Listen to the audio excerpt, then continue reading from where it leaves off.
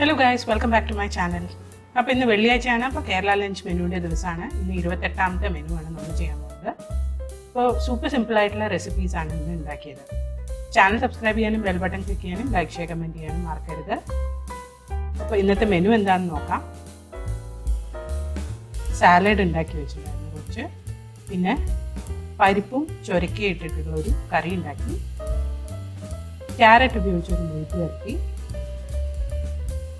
പിന്നെ കുറച്ച് മീൻ വറുത്തത്.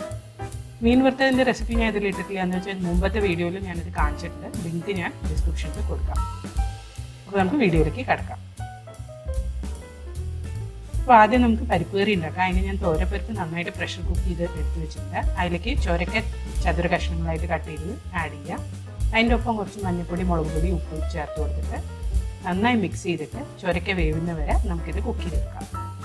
മെഴുക്ക് വരട്ടിക്ക് വേണ്ടി ക്യാരറ്റ് നീളത്തിലരിഞ്ഞിട്ട് അതിലേക്ക് ഒരു പച്ചമുളക് അരിഞ്ഞിട്ട് കുറച്ച് മഞ്ഞൾപ്പൊടി ഇട്ട് കൊടുത്ത് കുറച്ച് വെള്ളം കൂടി ഒഴിച്ച് ഈ ക്യാരറ്റ് വേവുന്ന വരെ നമുക്കൊന്ന് വേവിച്ചെടുക്കാം.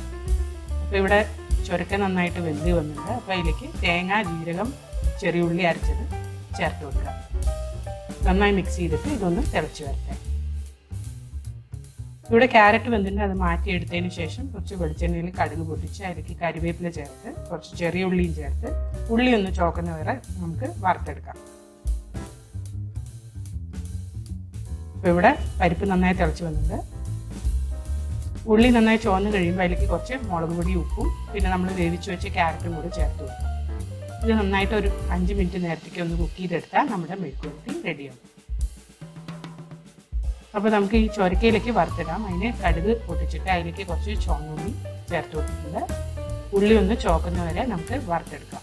അതിനുശേഷം അതിലേക്ക് കുറച്ച് കരിവേപ്പില ആഡ് ചെയ്യുക. ഇത് പരിപ്പിൻ്റെ മുകളിലേക്ക് ഒഴിച്ചു കൊടുക്കാം. നന്നായി മിക്സ് ചെയ്താൽ നമ്മുടെ പരിപ്പ് കറി റെഡിയായി. ഇപ്പോൾ സൂപ്പർ സിമ്പിളായിട്ടുള്ള ഈ റെസിപ്പി നിങ്ങളെല്ലാവരും ട്രൈ ചെയ്ത് നോക്കിയിട്ട് കമൻറ്റ് സെക്ഷനിൽ അറിയിക്കുക.